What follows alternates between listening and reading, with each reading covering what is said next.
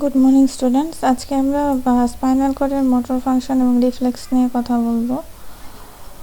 রিফ্লেক্সটা হচ্ছে একটা involuntary motor response, যেটা হচ্ছে একটা সেন্সরি স্টিমুলাই দিলে তারপরে প্রডিউস হয়। তো রিফ্লেক্সে সাধারণত সবসময় ইনভলান্টারি, যেমন একটা পিন দিয়ে কাউকে যদি খোঁচা দেওয়া হয় সাথে সাথে সে হাতটা সরায় নেবে। এই যে পিন দিয়ে খোঁচা দেওয়া হলো এটা হচ্ছে একটা সেন্সরি স্টিমুলাস, এবং এই যে হাতটা সরিয়ে নেওয়া হলো এটা হচ্ছে মোটর রেসপন্স। তো এটা হচ্ছে সম্পূর্ণ ইনভলান্টারি, এটার উপরে আমাদের কোনো কন্ট্রোল থাকে না, এটাকেই বলা হচ্ছে রিফ্লেক্স। বিভিন্ন ধরনের রিফ্লেক্স থাকতে পারে। তো আর রিফ্লেক্সের যে পাথওয়েটা বা রিফ্লেক্স হওয়ার জন্য আমাদের কি কি দরকার, একটা হচ্ছে আমাদের সেন্সরি সিগন্যাল যাওয়ার দরকার, তারপরে সেই সেন্সরি সিগন্যালটা গিয়ে স্পাইনাল কর্ডে ইন্টিগ্রেশন হয়ে সেটা আবার মোটর সিগন্যাল ফেরত আসতে হবে, তাহলে গিয়ে রিফ্লেক্স হবে। এটা আমরা একটু এখানে দেখব। এই যে রিফ্লেক্সের যে পাথওয়ে, রিফ্লেক্স হওয়ার জন্য যে রাস্তাটা বা পাথওয়ে সেটাকে বলা হয় রিফ্লেক্স আর্ক। তো এই রিফ্লেক্স আর্কের মধ্যে কি কি কম্পোনেন্ট থাকে হচ্ছে অ্যাফারেন্ট লিভ, এটা হচ্ছে রিসেপ্টর, এটা আমরা ছবি দিয়ে যদি দেখাই তাহলে আরও ভালো হয়। একটা হচ্ছে ফার্স্টে অ্যাফারেন্ট লিম্ব। অ্যাফারেন্ট মানে হচ্ছে যে সিগন্যাল নিয়ে যায় সে হচ্ছে অ্যাফারেন্ট। মনে করো হচ্ছে আমি একটা স্টিমুলাস দিলাম, মনে করো একটা পিন দিয়ে আমি হচ্ছে গিয়ে হাতের মধ্যে একটা খোঁচা দিলাম। তো এই যে পিন প্রিকটা সেটা রিসিভড হবে রিসেপ্টর দিয়ে, সেন্সরি রিসেপ্টর দিয়ে, যেটাকে আমরা বলি পেইন রিসেপ্টর বা নসিসেপ্টর। তারপরে সেই ইম্পালসটা হচ্ছে গিয়ে সেন্সরি নার্ভ দিয়ে এই সিগন্যালটা হচ্ছে পাস হবে। এই সেন্সরি নার্ভটাকে আমরা অ্যাফারেন্ট নার্ভ বলি, অর্থাৎ যে ইনফরমেশন নিয়ে যায় তাকে বলা হয় অ্যাফারেন্ট। তারপরে সে কোথায় যাবে, সে হচ্ছে যাবে সেন্টারে। সেন্টার কোথায় থাকে? স্পাইনাল কর্ডে। তা স্পাইনাল কর্ডে দুইটা রুট থাকে, একটা হচ্ছে ডরসাল রুট, একটা ভেন্ট্রাল রুট। তো এই ডরসাল রুট সেটা হচ্ছে সেন্সরি সিগন্যাল রিসিভ করে। তো এই সেন্সরি সিগন্যালটা ডরসাল রুট গ্যাংলিয়ন দিয়ে স্পাইনাল কর্ডে এসে ঢোকার পরে সে এই যে কর্ড গ্রে ম্যাটার, এটা হচ্ছে cord grey matter. Cord grey ম্যাটারের মধ্যে এই সেন্সরি সিগন্যালটা এখন কি হবে? প্রসেসিং হবে। প্রসেসিং হয়ে সেই সেন্সরি সিগন্যালটা মোটর সিগন্যালে কনভার্ট হবে। তো এই মোটর সিগন্যালে যখন কনভার্ট হয়ে গেল তখন সেই মোটর সিগন্যালটা আবার কি হবে, তোমার হচ্ছে গিয়ে স্পাইনাল কর্ডের মোটর নার্ভটা কোন রুট দিয়ে বের হবে? ভেন্ট্রাল রুট বা এন্টেরিয়র হর্ন সেল বলা হয় এগুলোকে, ভেন্ট্রাল রুট দিয়ে বের হবে। তো এই মোটর নার্ভ বা ইফারেন্ট যে সিগন্যাল নিয়ে আসে বা ইনফরমেশন নিয়ে আসে, ইনফরমেশন বলতে হচ্ছে যে মানে রেসপন্স করার জন্য মাসলের মধ্যে যে ধরনের ইনফরমেশন দরকার সেটাকে বলা হয় ইফারেন্ট। তো সেই মোটর নার্ভটা এই মোটর সিগন্যালটা নিয়ে আসলো কোথায়? এফেক্টর অর্গানে। ইফেক্টর অর্গানকে সে হচ্ছে মাসল। যখন এই মোটর ইম্পালসটা মোটর নার্ভের মাধ্যমে এফেক্টর অর্গানে আসলো তখন মাসল একটা রেসপন্স করলো, অর্থাৎ মাসলটা কন্ট্রাকশন হয়ে যেদিক থেকে পিনপিকটা দেওয়া হয়েছিল হাতটা সরায় নিল। তো এটাই হচ্ছে গিয়ে রিফ্লেক্স। এটাকে এই পুরো পাথওয়েটাকে বলা হচ্ছে রিফ্লেক্স আর্ক। আচ্ছা, এখন হচ্ছে যে রিফ্লেক্সের ক্লাসিফিকেশন বিভিন্ন জিনিসের উপর ডিপেন্ড করে রিফ্লেক্সকে ক্লাসিফাই করা যায়। এর মধ্যে একটা হচ্ছে যে নাম্বার অফ সিনাপস। সিনাপস কাকে বলে তোমরা সেটা তোমাদের ফার্স্ট চ্যাপ্টারে পড়েছো, যে দুটো নিউরনের মধ্যে যে কানেকশন থাকে, যেখানে গিয়ে একটা নিউরন এন্ড হয় এবং আরেকটা নিউরন শুরু হয়, সেই জায়গাটাকে বলা হয় সিনাপস। তো এই সিনাপসের উপর ডিপেন্ড করে রিফ্লেক্সকে তিন ভাগে ভাগ করা যায়। একটা হচ্ছে মনোসিনাপটিক, অর্থাৎ দুটো মাত্র নিউরন থাকবে, দুটো নিউরন থাকলে তাদের মাঝখানে একটাই সিনাপস থাকবে। তো এই ধরনের রিফ্লেক্সের উদাহরণ হচ্ছে স্ট্রেচ রিফ্লেক্স। আরেকটা হচ্ছে ডাইসিনাপটিক, এখানে দুটো সিনাপস থাকবে অর্থাৎ তিনটা নিউরন থাকবে। তো এখানে হচ্ছে গিয়ে এই ধরনের রিফ্লেক্সের উদাহরণ হচ্ছে এক্সটেন্সর এবং ক্রস এক্সটেন্সর রিফ্লেক্স। আরেকটা হচ্ছে মাল্টিসিনাপটিক, অর্থাৎ এখানে মোর দেন টু সিনাপস থাকবে। তো এই ধরনের রিফ্লেক্সের উদাহরণ হচ্ছে উইথড্রয়াল রিফ্লেক্স। তারপরে আমরা আসি ক্লিনিক্যালি রিফ্লেক্সকে ভাগ করা যায় চার ভাগে। একটা হচ্ছে সুপারফিশিয়াল, এটার এক্সাম্পল এখানে দেখানো হয়েছে।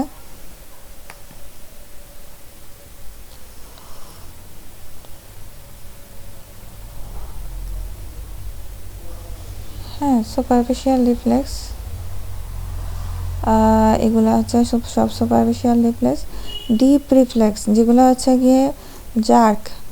হ্যাঁ, সুপারফিশিয়াল রিফ্লেক্স আমরা স্কিনের মধ্যে ইলিসাইট করতে পারি, কিন্তু আমাদের যে ডিপ রিফ্লেক্সগুলো সেগুলোর জন্য আমাদের কি করতে হয়, আমাদেরকে হচ্ছে গিয়ে যে মাসল টেন্ডন বা মাসল বেলির মধ্যে আমাদেরকে স্টিমুলাই দিতে হয়। তারপর হচ্ছে ভিসারাল রিফ্লেক্স, যেটা হচ্ছে মানে সাবকনশাস লেভেলে বা আমাদের ভিসারার মধ্যে হয়, যেটাতে অটোনমিক নার্ভাস সিস্টেম কি বলবো, অটোনমিক নার্ভাস সিস্টেমের মাধ্যমে যেটা ইনভলভ থাকে অটোনমিক নার্ভাস সিস্টেম, সেটা হচ্ছে মিকচুরেশন রিফ্লেক্স, পিপিলারি রিফ্লেক্স, হ্যাঁ, ডেফিকেশন রিফ্লেক্স। তারপরে প্যাথোলজিক্যাল হচ্ছে বেবিনস্কি সাইন ইন অ্যাডাল্ট। তো এই বেবিনস্কি সাইন যদি 1 বছর বয়স পর্যন্ত বাচ্চাদের ক্ষেত্রে বেবিনস্কি সাইনটা হচ্ছে নর্মাল, কারণ বাচ্চাদের হচ্ছে গিয়ে মাইলিনেশন হয় না 1 বছর পর্যন্ত। 1 বছর পরে গিয়ে পিরামিডাল ট্র্যাক্ট যেটা, সেটা মাইলিনেশন হয়। সেটা তোমরা পরে তোমাদের পরের চ্যাপ্টারে পড়বে।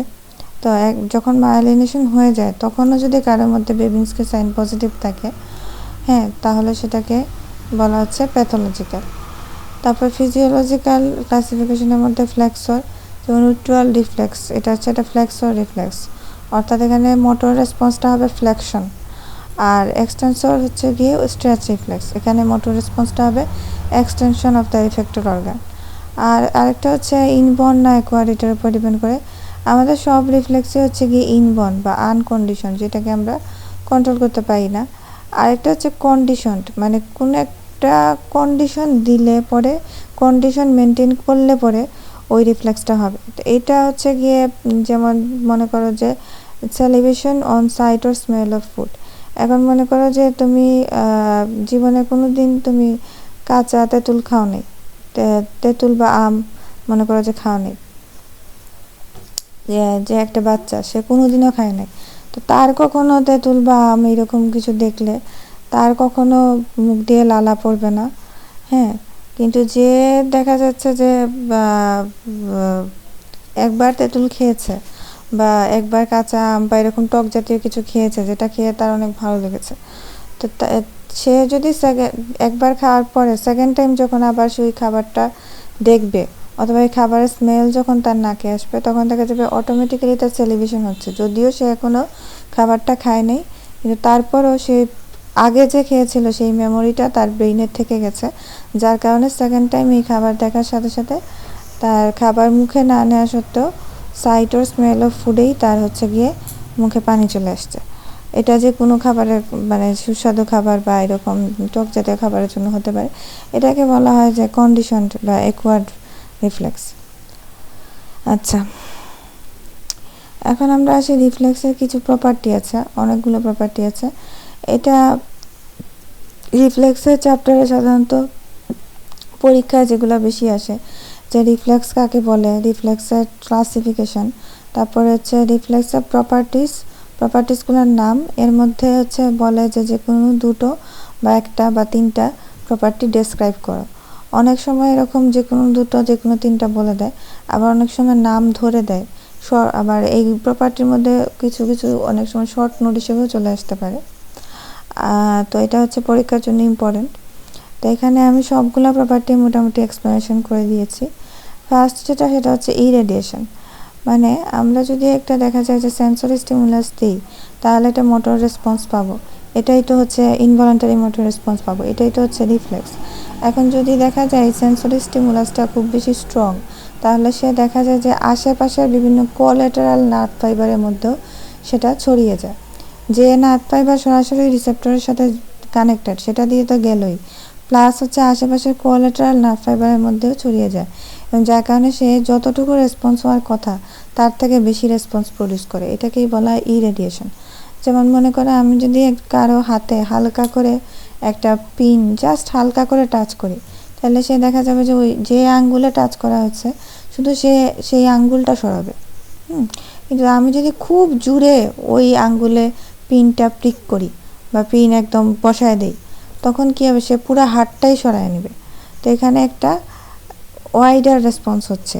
এটা কেন হচ্ছে, কারণ হচ্ছে গিয়ে সেন্সরি স্টিমুলাসের তীব্রতার উপর ডিপেন্ড করে। বেশি তীব্র স্টিমুলাস দিলে বেশি ওয়াইডার রেসপন্স পাওয়া যাবে, এটাই ইরেডিয়েশন। তারপরটা হচ্ছে রিফ্লেক্স ডিলে। এটা হচ্ছে গিয়ে রিফ্লেক্সের যে সেন্সরি স্টিমুলাস দেয়া আর মোটর রেসপন্স পাওয়া, এর মধ্যে কিছু সময় ব্যয় হয় বা কিছু সময় লাগে, দেওয়ার সাথে সাথে হয় না, কিছু সময় লাগে, সেটাকে বলা হচ্ছে রিফ্লেক্স ডিলে। এটা কেন লাগে? কারণ এই যে সেন্সরি স্টিমুলাস দিলাম, এটা সেন্সরি নার্ভ ফাইবার হয়ে কর্ড গ্রেমেটারে গিয়ে প্রসেসিং হবে, সেখান থেকে মোটর নিউরন থেকে মোটর নার্ভ ফাইবার দিয়ে আবার আসবে। তো এটার জন্য কিছু সময়ের দরকার, এই কারণে রিফ্লেক্স ডিলেটা হচ্ছে। হ্যাঁ, তো হচ্ছে তারপরে একটা হচ্ছে সামেশনটা হচ্ছে এখানে একটা মাঝখানে একটা চলে এসেছে। আচ্ছা, সামেশনটা কি? সামেশনটা হচ্ছে যদি multiple number of subliminal stimuli দেওয়া হয়, তখন দেওয়া হবে যে তারা সামেটার। সামেশন মানে হচ্ছে অ্যাড হওয়া, একটার সাথে আরেকটা অ্যাড হওয়া। হ্যাঁ, তো দেখা যায় মিনিমাল স্টিমুলাই মানে কি? মানে এই স্টিমুলাইটা একটা এতটুকু স্ট্রং না যে সে একটা অ্যাকশন পটেনশিয়াল জেনারেট করতে পারবে।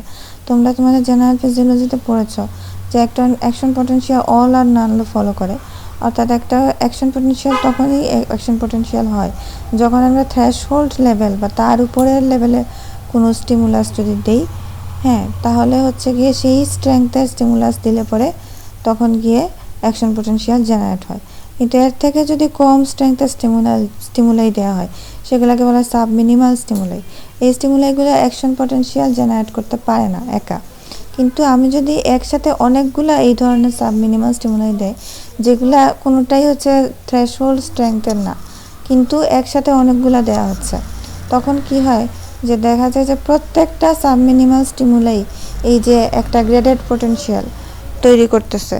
মানে এটা অ্যাকশন পটেনশিয়াল না, অর্থাৎ এখানে ডিপোলারাইজেশন হচ্ছে না, কিন্তু এখানে পজিটিভিটি কিছুটা হলেও বাড়তেছে। তো যার কারণে দেখা যায় একসাথে অনেকগুলো সাবমিনিমাল স্টিমুলাই দিলে তখন দেখা যাবে যে তাদের যে এফেক্টটা সেটা একসাথে অ্যাড হয়ে যাবে, একটার সাথে আরেকটা অ্যাড হয়ে যে এক্সাইটরি পোস্টসিনাপটিক পটেনশিয়াল সেটা আলটিমেটলি বেড়ে গিয়ে তখন অ্যাকশন পটেনশিয়াল জেনারেট করতে পারবে। তো এই যে একটার এফেক্টের সাথে আরেকটা এফেক্ট অ্যাড হওয়া, সেটাকে বলা হয় সামেশন। এটা দুই ধরনের হতে পারে। একটা হচ্ছে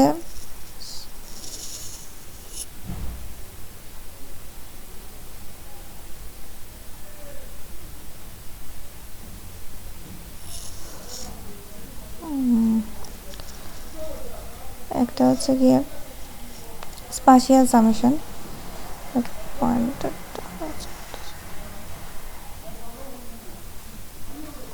একটা হচ্ছে স্পাশিয়াল সামেশন, একটা হচ্ছে টেম্পোরাল সামেশন। স্পাশিয়াল সামেশনটা কি? Subminimal stimuli applied simultaneously to different parts of the body. অর্থাৎ এখানে হচ্ছে গিয়ে যেখানে স্টিমুলাই দেওয়া হচ্ছে সেই পয়েন্টগুলো ডিফারেন্ট পয়েন্টে একই সাথে অনেকগুলো স্টিমুলাই দেওয়া হচ্ছে। তখন কি হবে, এই প্রত্যেকটা স্টিমুলাইয়ের কারণে এগুলো যেহেতু সাবমিনিমাল স্টিমুলাই, এগুলো নিজেরা অ্যাকশন পটেনশিয়াল জেনারেট করতে পারে না, মানে নিজের ইন্ডিভিজুয়ালি অ্যাকশন পটেনশিয়াল জেনারেট করার তাদের ক্ষমতা নেই। কিন্তু তাদেরকে একসাথে যদি অনেকগুলো স্টিমুলাইকে একসাথে অ্যাপ্লাই করা হয়, তখন দেখা যায় প্রত্যেকটা স্টিমুলাই যে অল্প অল্প এক্সাইটরি পোস্ট সিনাপটিক পটেনশিয়াল জেনারেট করে, সেই এক্সাইটরি পোস্ট সিনাপটিক পটেনশিয়াল সবগুলোর এক্সাইটরি পোস্ট সিনাপটিক পটেনশিয়াল যখন একটার সাথে অ্যাড হয়ে যায়, তখন গিয়ে দেখা যায় যে নেট যে রেজাল্টটা সেটা হচ্ছে গিয়ে অ্যাকশন পটেনশিয়াল জেনারেট করার জন্য সাফিসিয়েন্ট। তো এটা হচ্ছে গিয়ে স্পাশিয়াল সামেশন। আর এটা হচ্ছে টেম্পোরাল সামেশন। এটা হচ্ছে গিয়ে a series of subminimal stimuli are apply to the same point. এখানে সেম পয়েন্টে দেওয়া হচ্ছে, আর এখানে ডিফারেন্ট পয়েন্টে দেওয়া হচ্ছিল। তো এখানে সেম পয়েন্টে যদি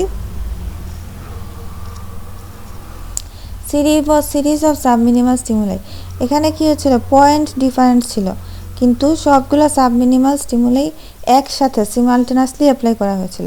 আর এখানে কি বলা হচ্ছে, এখানে হচ্ছে পয়েন্ট একটা, কিন্তু সাবমিনিমাল স্টিমুলাই সবগুলো একসাথে দেওয়া হচ্ছে না, একটা পর পর পর পর পর পর পর পর দেওয়া হচ্ছে, একটার পর আরেকটা, একটার পর আরেকটা, একটার পর আরেকটা, এভাবে দেওয়া হচ্ছে। তো এইভাবে দেওয়া হলেও দেখা যায় যে তাদের যে এক্সাইটরি পোস্ট সিনাপটিক পটেনশিয়াল জেনারেট করে প্রত্যেকটা সাবমিনিমাল স্টিমুলাই, এগুলো একটার সাথে অ্যাড হয়ে অ্যাকশন পটেনশিয়াল জেনারেট করতে পারে। এটা গেলে একটা, এটার মাঝখানে একটা চলে এসেছিলো, সেটা হচ্ছে রিবাউন্ড ফেনোমেনন। রিবাউন্ড ফেনোমেননটা হচ্ছে it is the failure of arrest of reflex action. অর্থাৎ একটা সেন্সরি স্টিমুলাস দিলে মোটর রেসপন্স হয়, এটা হচ্ছে রিফ্লেক্স। এখন আমি কোনো কারণে যদি সেন্সরি স্টিমুলাসটা বন্ধ করে দিই দেয়া, তাহলে সাথে সাথে দেখা যায় রিফ্লেক্সটা স্টপ হয় না, অর্থাৎ মনে করো যে আমি একটা কি বলতাম, মনে করো যে একটা টেন্ডনে আমি স্ট্রেচ করলাম বা হাতুড়ি দিয়ে বাড়ি দিলাম, তখন দেখা যায় যে মাসেল কন্ট্রাকশন হচ্ছে, যে মাসেলের টেন্ডনে আমি আঘাত করেছিলাম সেই মাসেলটা কন্ট্রাকশন হলো। এখন আমি আঘাত করা যদি বন্ধ করে দেই তাহলে সাথে সাথে দেখা যাবে মাসেলটা রিল্যাক্স হচ্ছে না, তার কিছুটা সময় লাগবে। এটা কেন এই ফেনোমেননটা হয় সেটা আমরা পরে ডিসকাস করব।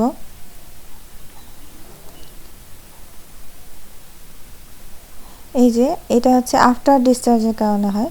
আফটার ডিসচার্জটা কি? এটা হচ্ছে যে after reflex contraction if the stimulation is discontinued the muscle doesn't relax at once. এটা রিল্যাক্স করবে গ্র্যাজুয়ালি। কেন? কারণ হচ্ছে যে এই যে আমরা যে সেন্সরি স্টিমুলাসটা দেই, আমরা আগেই দেখিয়েছিলাম সেন্সরি স্টিমুলাস দেওয়ার পরে সেটা ডরসাল রুট দিয়ে গিয়ে স্পাইনাল করে গ্রে ম্যাটারে যে ইন্টারনানশিয়াল পাথ বা ইন্টার নিউরন থাকে সেগুলোর মধ্যে দিয়ে গিয়ে প্রসেস হয়ে তারপরে মোটর নিউরনে যায়। তো দেখা যায় যে এই যে ইন্টারনানশিয়াল পাথ, হ্যাঁ, সেখান থেকে যে ইন্টার নিউরন থেকে যে মোটর নিউরন পর্যন্ত যাবে, তো এগুলাতে যেতে কিছু সময় লাগে, হ্যাঁ, কিছু একটু বেশি সময় লাগে। তো দেখা যায় যে সেন্সরি স্টিমুলাস আমি দেয়া এখন বন্ধ করে দিয়েছি, কিন্তু ওই যে আমি আগে যে স্টিমুলাস সেন্সরি স্টিমুলাস দিয়েছিলাম ওই স্টিমুলাসের অর্থাৎ ওই স্টিমুলাসটা ওই এখনও পর্যন্ত সে দেখা যাচ্ছে যে ট্রাভেল তার শেষ হয়নি, কারণ এটা একটা লম্বা একটা রাস্তা। হ্যাঁ, তো দেখা যায় যে আমি এখন স্টিমুলাস দেওয়া বন্ধ করে দিয়েছি, কিন্তু আগে যে স্টিমুলাস দিয়েছিলাম সেই স্টিমুলাসটা বা সেই ইনফরমেশনটা এখনও পর্যন্ত ইন্টারনানশিয়াল পাথ দিয়ে সে ক্যারি করছে, যার কারণে দেখা যাচ্ছে যে স্টিমুলাস দেওয়া বন্ধ করে দেওয়ার সাথে সাথেই রিফ্লেক্স কন্ট্রাকশন বন্ধ হচ্ছে না, কারণ এই আগের সেন্সরি স্টিমুলাসটাই এখনও পর্যন্ত পাস করতেছে এবং মোটর নিউরনকে স্টিমুলেট করছে। তো এইটাকে, এই প্রপার্টিসটাকে বলা হয় আফটার ডিসচার্জ, এবং এটার কারণেই হচ্ছে এই যে রিবাউন্ড ফেনোমেননটা হয়। তারপরে হচ্ছে যে অক্লুশন। অক্লুশন কি? দেখা যায় যে আমরা যদি একটা মাসলকে মনে করো দুইটা নার্ভ ফাইবার দিয়ে আলাদা আলাদাভাবে, মনে করো এ আর বি দুইটা নার্ভ ফাইবার, তো এ আর বি দিয়ে আমি একটা মাসলকে আলাদা আলাদাভাবে স্টিমুলেট করব। এ দিয়ে যখন স্টিমুলেট করি তখন দেখা যায় মাসেলের টেনশন। মাসল টেনশন মানে কি? যখন যে কোনো কিছু যখন কন্ট্রাক্ট করে তখন তার মধ্যে একটা প্রেশার ক্রিয়েট হয় বা টেনশন ক্রিয়েট হয়। তো মাসলকে যখন স্টিমুলেট করা হয় মাসলের রেসপন্স হচ্ছে সে কন্ট্রাক্ট করবে, তো সেই কন্ট্রাকশনের সময় মাসলে একটা টেনশন ক্রিয়েট হয়।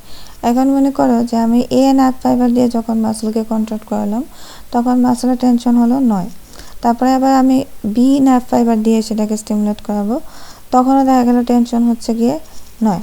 তাহলে আমি যদি এ আর বি দুইটাকে একসাথে স্টিমুলেট করি তাহলে তো আমার হিসাব মতে আমার টেনশন হওয়ার কথা ছিল 18, কিন্তু দেখা যাচ্ছে সেখানে 18 না হয়ে আমি টেনশন পেলাম 12।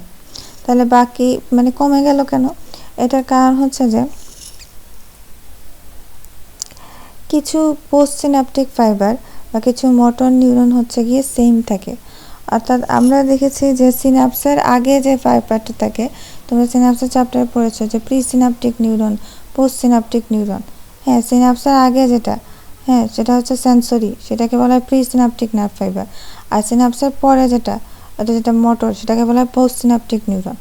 এখন দেখা যাচ্ছে যে যখন আমি এ নার্ভ ফাইবার দিয়ে স্টিমুলেট করলাম তখন প্রি সিনাপটিক নার্ভ ফাইবার দিয়ে গিয়ে এই স্টিমুলাসটা গেল, গিয়ে হচ্ছে পোস্ট সিনাপটিক নার্ভ ফাইবার বা মোটর নার্ভ ফাইবার সেটা কন্ট্রাকশন করলো, সেই ইনফরমেশনটা নিয়ে গিয়ে সে কন্ট্রাকশন করালো মোটর সিগন্যাল নিয়ে গিয়ে, এবং মাসল টেনশন প্রডিউস হলো 9।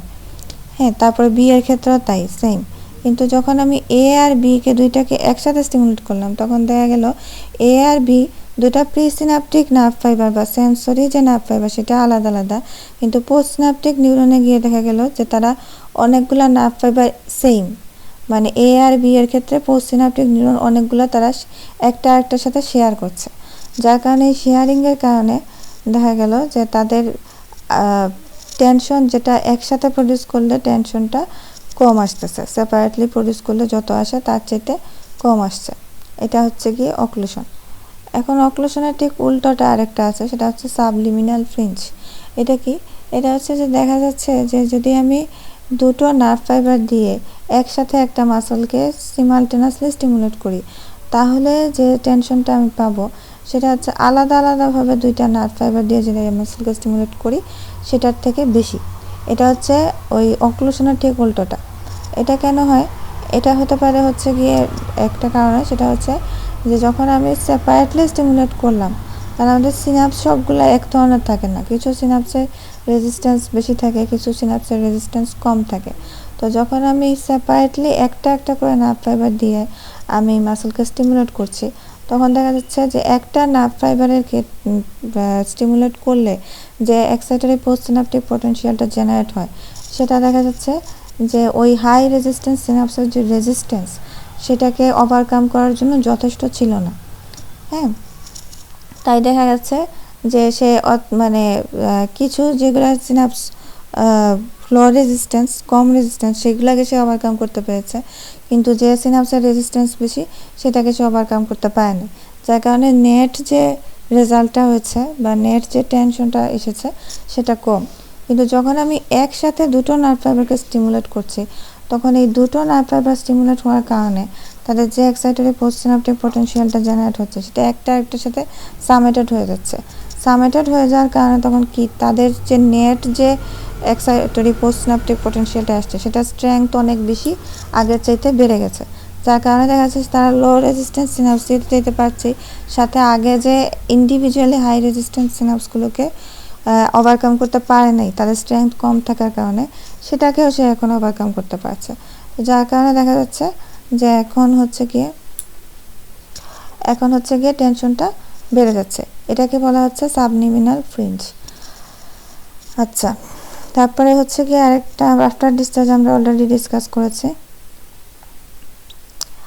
এখন আসি রিক্রুটমেন্ট কিছুই না, এটা হচ্ছে যত বেশি আমি হচ্ছে গিয়ে মানে একটা এফআইআর নার্ভকে যত স্টিমুলেট করব তত বেশি সে তার নিউরনকে তত বেশি নিউরন এই প্রসেসটার মধ্যে ইনভলভ হবে, যত বেশি ইন্টার নিউরন ইনভলভ হবে তত বেশি মোটর নিউরন ইনভলভ হবে।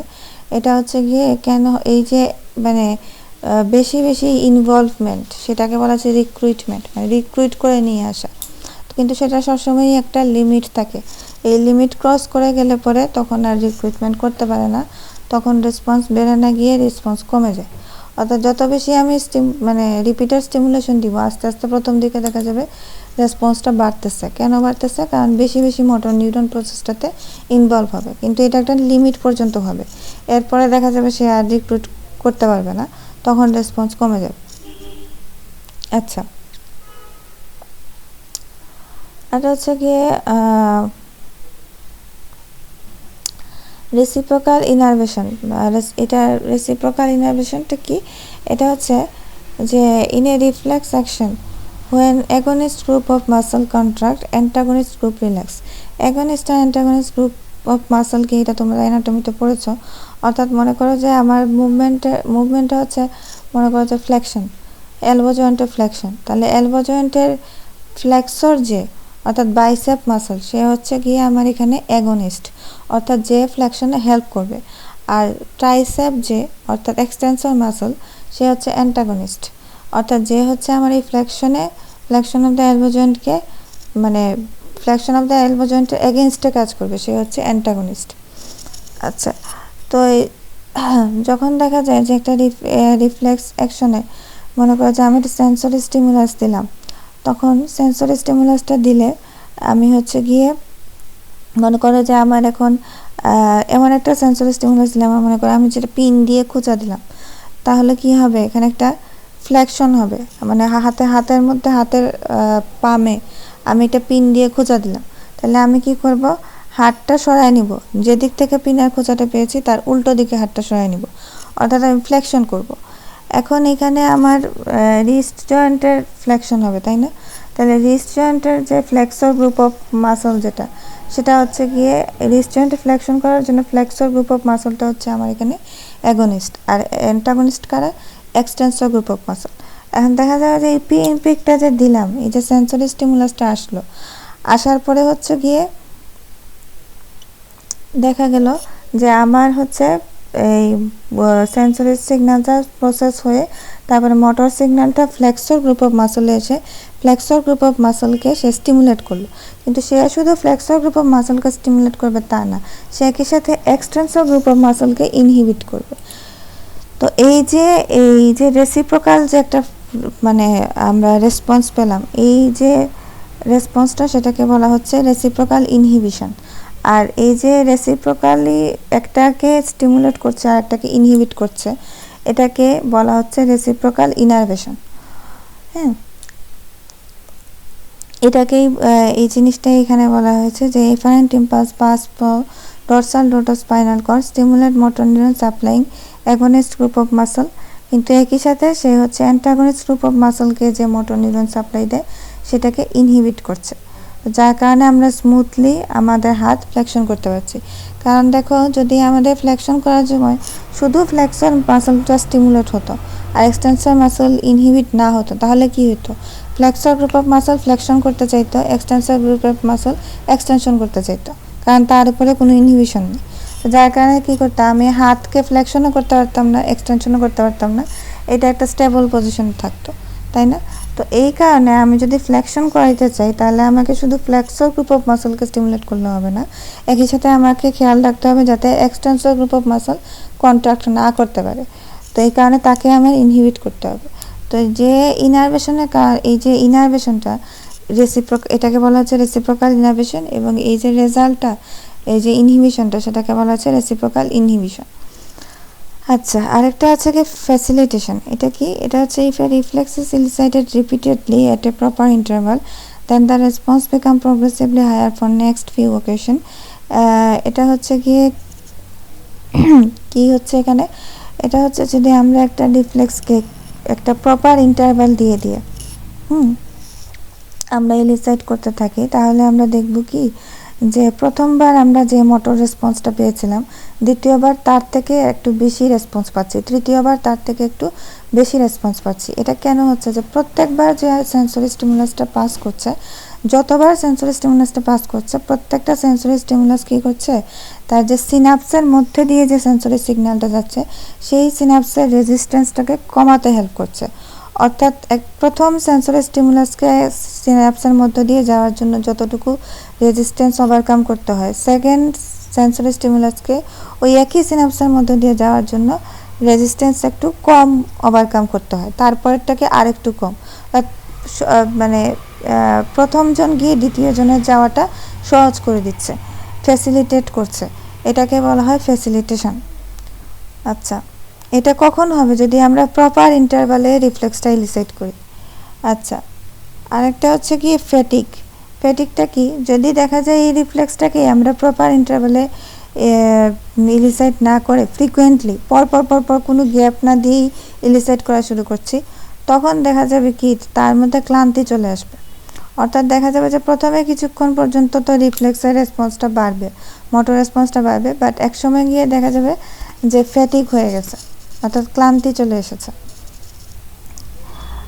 অর্থাৎ এটা কেন হয়? এটা সবচেয়ে প্রথমে আসে সিনাপসে, তারপরে মোটর নিউরন, তারপরে মাসলে।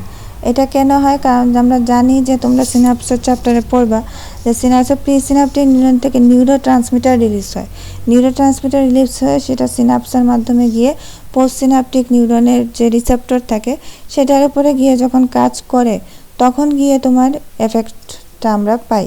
কিন্তু যদি আমরা একটা রিফ্লেক্সকে কোনো প্রপার ইন্টারভাল না দিয়ে বারবার ইলিসাইট করতে থাকি, তাহলে দেখা যায় কি প্রিসিনাপটিক এন্ডিংয়ে যে নিউরো ট্রান্সমিটার থাকে সেটা যে স্টোরেজ থাকে সেটা এক্সস্টেড হয়ে যায়, তার স্টোরেজ ফুরিয়ে যায়, নিউরো ট্রান্সমিটার ফুরিয়ে যায়, যার কারণে দেখা যায় সে আর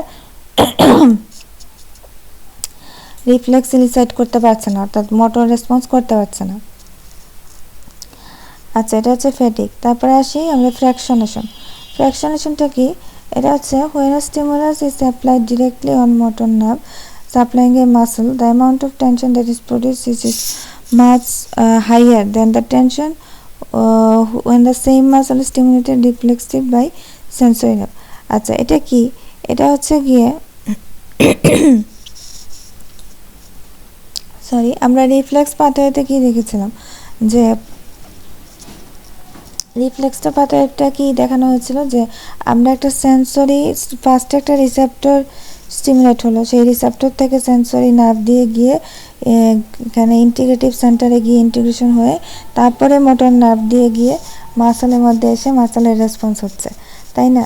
কিন্তু আমি যদি এই সেন্সরি সিস্টেমটাকে কাজে না লাগাই, সরাসরি একদম মোটর নার্ভটাকেই স্টিমুলেট করে দিই, তাহলেও কিন্তু মাসলের রেসপন্স আমি পাবো, যদিও সেটাকে রিফ্লেক্স বলা যাবে না।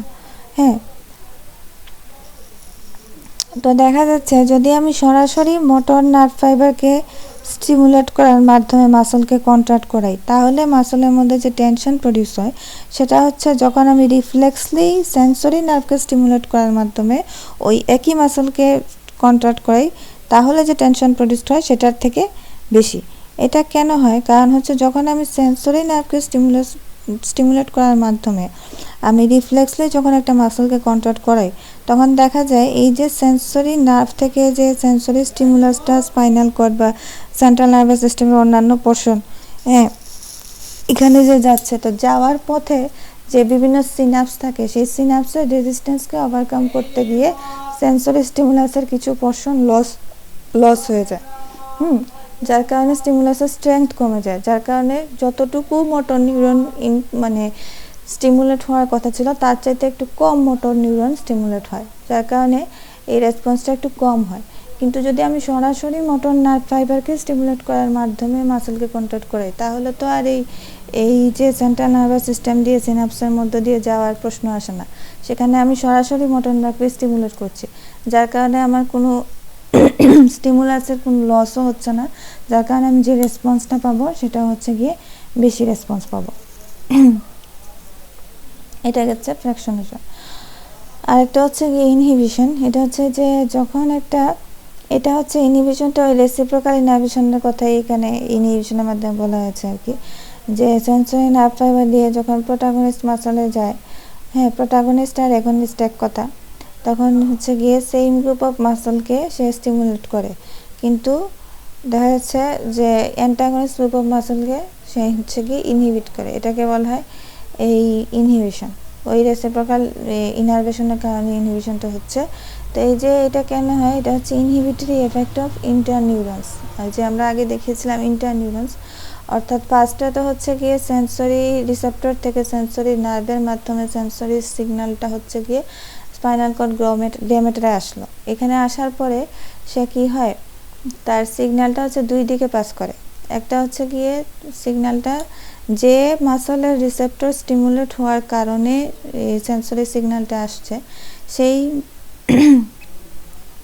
গ্রুপ অফ মাসলের যে মোটর নিউরন, অর্থাৎ মনে করো যে আমি আগে যে উদাহরণটা দিয়েছিলাম যে পামের আমি হচ্ছে গিয়ে পিন পিক করলাম, তা এখন পামের বা রসায়ন পিন পিক করলাম, তো এখানে বা মনে করো যে আরেকটা উদাহরণ দেওয়া যায়, যেমন মনে করো নি জার্ক দেখার সময় আমরা টেন্ডনে বাড়ি দিলাম, হ্যাঁ, কোন টেন্ডনে বাড়ি দিলাম? পেটালার টেন্ডনে বাড়ি দিলাম। তো এখন এই যে পেটালার টেন্ডনে বাড়ি দিলাম, সেই বাড়ি দেওয়াটা হচ্ছে একটা সেন্সরি স্টিমুলাস। এটা তখন সেন্সরি নার্ভ দিয়ে গিয়ে কি হবে, কোয়াড্রাইসেপস মাসলটা হচ্ছে একটা এক্সটেন্সর মাসল, তাই না? তো এই এক্সটেন্সর মাসল, এটা নি জয়েন্টের এক্সটেন্সর মাসল। তো কোয়াড্রাইসেপস মাসলের টেন্ডনের মধ্যে আমরা বাড়িটা দিয়েছি, যার কারণে হচ্ছে গিয়ে সেন্সরি সিগন্যালটা এখন স্পাইনাল কর্ড সেগমেন্টে যাবে, সেইখানে গিয়ে কি করবে, সেন্সরি সিগন্যালটা দুই দিকে ভাগ হয়ে যাবে। একটা হচ্ছে সে এই তোমার কোয়াড্রাইসেপস মাসলের জন্য যে মোটর নিউরন, অর্থাৎ এক্সটেন্সর মাসলের জন্য যে মোটর নিউরন, সেটাকে হচ্ছে গিয়ে সে স্টিমুলেট করবে। আবার আরেকটা হচ্ছে গিয়ে সে ইন্টার নিউরনে যাবে। ইন্টার নিউরনে গিয়ে সেখান থেকে সে কী করবে, নি জয়েন্টের যে ফ্লেক্সর গ্রুপ অফ মাসল, সেটার জন্য সে ইনহিবিটরি সিগন্যাল নিয়ে যাবে। তাহলে কি হবে, নি জয়েন্টের এক্সটেন্সর গ্রুপ অফ মাসলটা স্টিমুলেট হবে আর ফ্লেক্সর গ্রুপ অফ মাসলটা ইনহিবিট হবে। তাহলে তখন নি জয়েন্ট কী হবে, এক্সটেনশন হবে। এটাকেই বলা হয় নি জার্ক। তো এই প্রসেসটাকে বলা হচ্ছে রেসিপ্রোকাল ইনহিবিশন বা ইনহিবিশন। আচ্ছা, ফ্যাটিগ আমরা পড়ে ফেলেছি। এখন আসি আমরা হচ্ছে স্পাইনাল কর্ড মোটর সিস্টেম। এগুলো তোমাদের জন্য, তোমাদের লেভেলের জন্য এত ইম্পর্টেন্ট না, এগুলো জাস্ট একটু জানার জন্য বলা, যে স্পাইনাল কর্ডে যে মোটর গ্রুপ অফ নিউরন থাকে, এটা দুই ধরনের নিউরন থাকে। এটা হচ্ছে আলফা মোটর নিউরন, আর এটা হচ্ছে gamma motor neuron, anterior motor neuron যেটা। এটা অ্যান্টেরিয়র হর্ন সেল থাকে, এটার মধ্যে আলফা গামা দুই ধরনের থাকে। আর এটা হচ্ছে ইন্টারনিউরন। এখানে যদি আমরা দেখি, এই যে হচ্ছে সেন্সরি রুট, এখান দিয়ে সেন্সরি সিগন্যাল আসে, এখানে এসে কোয়ার্টজ গ্রে ম্যাটারের মধ্যে এটা প্রসেসিং হয়। তারপরে হচ্ছে গিয়ে এইখানে ইন্টারনিউরন থাকে।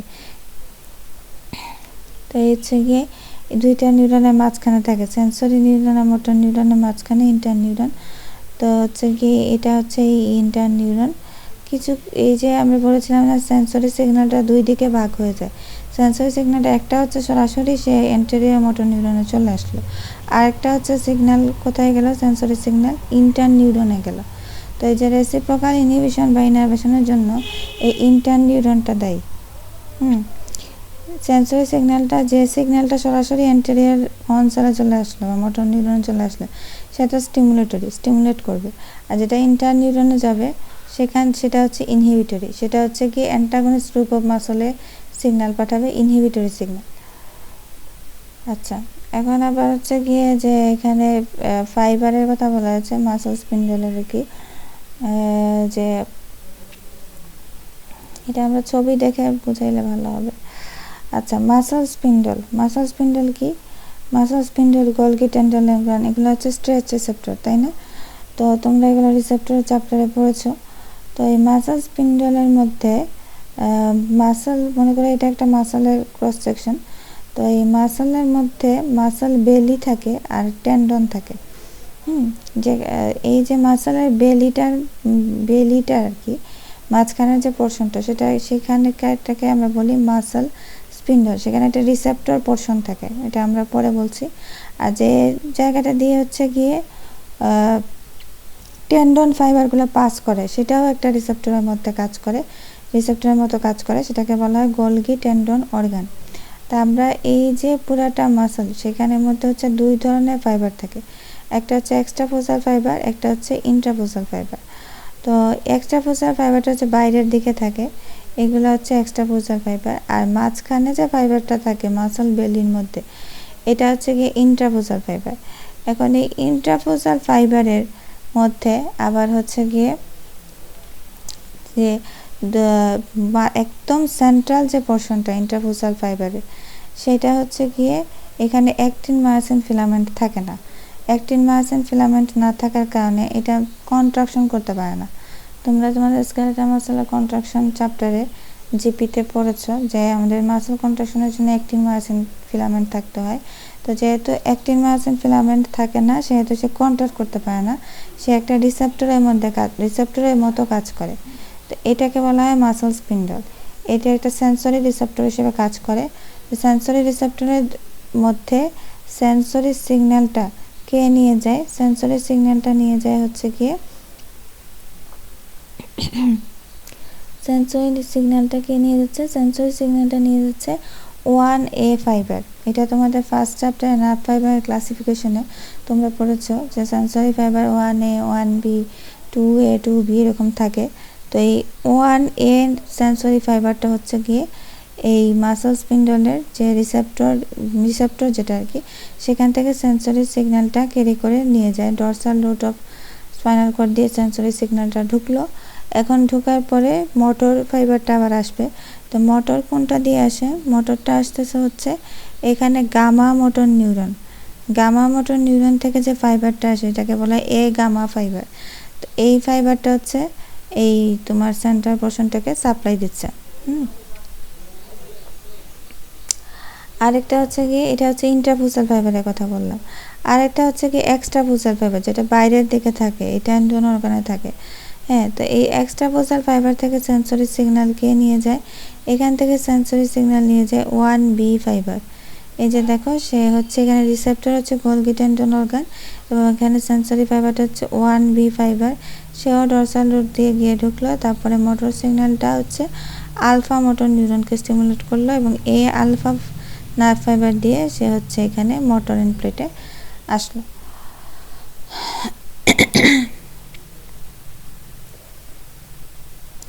এখানে এটাই দেখানো হচ্ছে।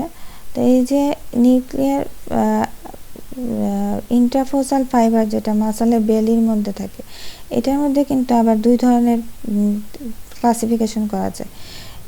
ইন্ট্রাফোসাল ফাইবারকে। একটা হচ্ছে নিউক্লিয়ার ব্যাক ফাইবার, যেটা একদম মাঝখানে থাকে, যেটা হচ্ছে যেটা নিউক্লিয়াইগুলো হচ্ছে একটা একটার সাথে লেগে একটা এক্সপান্ডেড ব্যাগের মতো ফুলে যায়, মানে একটা ব্যাগের মতো আকৃতি ফর্মেশন করে, এই জন্য এগুলোকে বলা হয় নিউক্লিয়ার ব্যাক ফাইবার। হ্যাঁ, তো এটা হচ্ছে মাঝামাঝিতে থাকে। আর একটা হচ্ছে নিউক্লিয়ার চেইন ফাইবার, যেগুলো নিউক্লিয়াস হচ্ছে গিয়ে একটা একটার সাথে একটা একটার উপরে না লেগে একটা একটা পাশাপাশি লেগে লম্বা একটা চেইনের মতো আকৃতি ফর্মেশন করে, এই জন্য এগুলাকে বলা হয় নিউক্লিয়ার চেইন ফাইবার। হ্যাঁ, তো আমরা একটা জিনিস দেখাই। আমরা বলেছিলাম যে এই যে ইন্ট্রাফোসাল ফাইবার, সেটার হচ্ছে যে সেন্ট্রাল পোর্শনটা, সেটা হচ্ছে গিয়ে কোনো অ্যাক্টিন মায়োসিন ফিলামেন্ট থাকে না, যার কারণে সে হচ্ছে গিয়ে কন্ট্রাকশন করতে পারে না। সে একটা সেন্সরি রিসেপ্টর হিসেবে কাজ করে। তো এই যে সেন্সরি রিসেপ্টর, এটার মধ্যে দুইটা এন্ডিং থাকে, একটা হচ্ছে প্রাইমারি এন্ডিং, একটা হচ্ছে সেকেন্ডারি এন্ডিং। এই প্রাইমারি এন্ডিংটাকে আমরা বলি অ্যানুলোস্পাইরাল এন্ডিং, মানে এটা পুরোটা স্পাইরাল আকৃতির থাকে, এই জন্য আমরা অ্যানুলোস্পাইরাল এন্ডিং বলি। আর যেটা সেকেন্ডারি এন্ডিং, সেটাকে আমরা ফ্লাওয়ার স্পে এন্ডিং বলি। এটা দেখো, এটার মধ্যে মানে স্পাইরালের মতো একদম ঘিরে না থেকে এটা ছড়ানো ছিটানো, মানে ফুলের মতো ছড়ানো, এই জন্য এটাকে বলা হয় ফ্লাওয়ার স্পে এন্ডিং। এটা দুইটাই কিন্তু হচ্ছে ইন্ট্রাফোসাল ফাইবারের একদম সেন্ট্রাল পোর্শন, যেটা অ্যাক্টিন মায়োসিন ফিলামেন্ট থাকে না। এই দুইটাই হচ্ছে গিয়ে সেন্সরি রিসেপ্টরের দুইটা এন্ডিং। তো এখানে এই যে দেখানো হয়েছে যে কোন এন্ডিং থেকে কোন নার্ভ ফাইবার ইনফরমেশন ক্যারি করে, এবং যেমন প্রাইমারি এন্ডিং থেকে ওয়ানে ফাইবারটা ইনফরমেশন ক্যারি করে, তারপরে হচ্ছে সেকেন্ডারি এন্ডিং থেকে হচ্ছে গিয়ে কে ক্যারি করে টু নার্ভ ফাইবারটা, এগুলো দেখানো হচ্ছে আর কি। তো হচ্ছে এগুলো তোমাদের জন্য এত বেশি ইম্পর্টেন্ট না, আমি জাস্ট বোঝানোর জন্য একটু বলছি। তো এই প্রাইমারি এন্ডিংয়ের মধ্যে নিউক্লিয়ার ব্যাক ফাইবার আর নিউক্লিয়ার চেইন ফাইবার দুইটাই থাকে, কিন্তু সেকেন্ডারি এন্ডিংয়ে শুধু নিউক্লিয়ার চেইন ফাইবার থাকে। যাই হোক, আর প্রাইমারি এন্ডিংয়ে হচ্ছে গিয়ে তোমার এই যে মোটরটা আসতেছে হচ্ছে গিয়ে, মানে ইন্ট্রাফোসাল ফাইবারে মোটর ইয়েটা আসতেছে কার মাধ্যমে, গামার মাধ্যমে, গামা নার্ভ ফাইবার দিয়ে। আচ্ছা, আর এক্সট্রা ফোসালে কার মাধ্যমে আসতেছে, আলফা নার্ভ ফাইবার দিয়ে।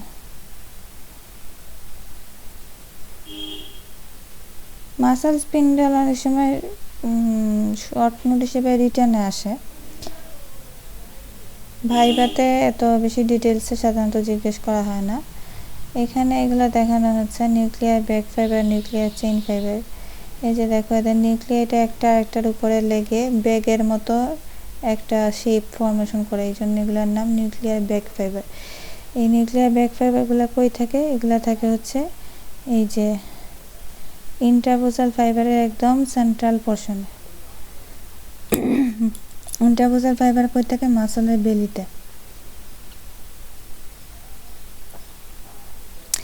আর এটা হচ্ছে নিউক্লিয়ার চেইন ফাইবার, এদের নিউক্লিয়াসটা একটা একটা পাশাপাশি থাকে, এই জন্য চেইনের মতো আকৃতি হয়। তো এইগুলা কোথায় থাকে, এটা থাকে হচ্ছে, এটাও হচ্ছে গিয়ে এটাও ইন্ট্রাফোসাল ফাইবারের মধ্যেই থাকে, কিন্তু ইন্ট্রাফোসাল ফাইবারের পাশে থাকে, হ্যাঁ, সাইডে থাকে।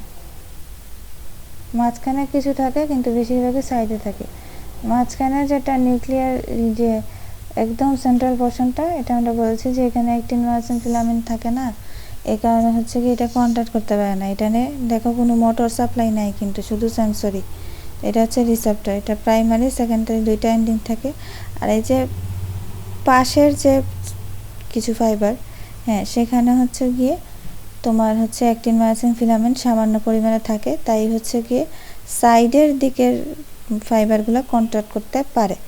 দেখো, এখানে মোটর সাপ্লাই আছে, কন্ট্যাক্ট করতে হলে কি করতে হবে, অবশ্যই মোটর একটা নার্ভ সাপ্লাই থাকতে হবে, নাহলে তো কন্ট্যাক্ট করতে পারবে না। তো এখানে গামা মোটর নিউরন থেকে গামা নার্ভ ফাইবারের সাপ্লাই থাকে, এটার মাধ্যমে সে কন্ট্যাক্ট করতে পারে।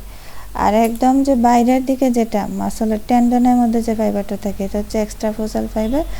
এখানে হচ্ছে আলফা মোটর নার্ভ দিয়ে আলফা মোটর নিউরন থেকে মোটর সিগন্যাল আসে। এগুলো আসলে আমরা বলতে আমি বলে ফেলেছি। আচ্ছা, এখন দেখো এই যে রেসপন্সটা হয় বা কন্ট্রাকশনটা হয়, এটা দুই ধরনের হতে পারে। একটা হচ্ছে ডাইনামিক রেসপন্স আর একটা হচ্ছে স্ট্যাটিক রেসপন্স। এখন এটা কি, ডাইনামিক আর স্ট্যাটিকটা কি সেটা আমরা স্ট্রেচ রিফ্লেক্স পড়তে গেলে আর একটু ক্লিয়ার হবে। তার আগে আমরা আসি স্ট্রেচ রিফ্লেক্সটা কি। এটা হচ্ছে যখন একটা মাসলকে স্ট্রেচ করা হয়, স্ট্রেচ করা মানে কি, এটা হচ্ছে লেংথেনিং করা হয়, তখন এটা কন্ট্রাক্ট করে। কারণ আমাদের বডিতে আমরা সবসময় দেখেছি যখন তার একটা অবস্থা কোনো কিছু পরিবর্তন করা হয় তখন সে সবসময় আগের অবস্থায় ফিরে আসতে চায়। হ্যাঁ, এটা একটা স্থিতিস্থাপকতার মানে ব্যাপার থাকে এখানে।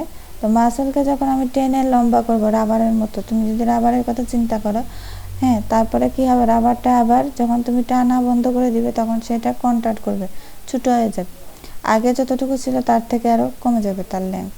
তো এটা কন্ট্রাক্ট করবে। তো মাসলের ক্ষেত্রেও তাই, সেটাকে যখন স্ট্রেচ করা হয় তখন সে একটু লেংথেনিং হয়, তখন লেংথেনিং হলে পরে তারপরে সে কন্ট্রাক্ট করে এই স্ট্রেচের রেসপন্সে। তো সেটাকেই বলা হচ্ছে স্ট্রেচ রিফ্লেক্স। এখানে স্ট্রেচটা হচ্ছে তার সেন্সরি স্টিমুলাস আর কন্ট্রাকশনটা হচ্ছে মোটর রেসপন্স। এটা হচ্ছে মনোসিনাপটিক, অর্থাৎ এখানে তোমার প্রিসিনাপটিক পোস্টসিনাপটিক নিউরনের মধ্যে শুধু একটাই সিনাপস থাকে। এখানে রিসেপ্টরটা হচ্ছে মাসল স্পিন্ডল, আগেই বলেছি এটা স্ট্রেচ রিসেপ্টর।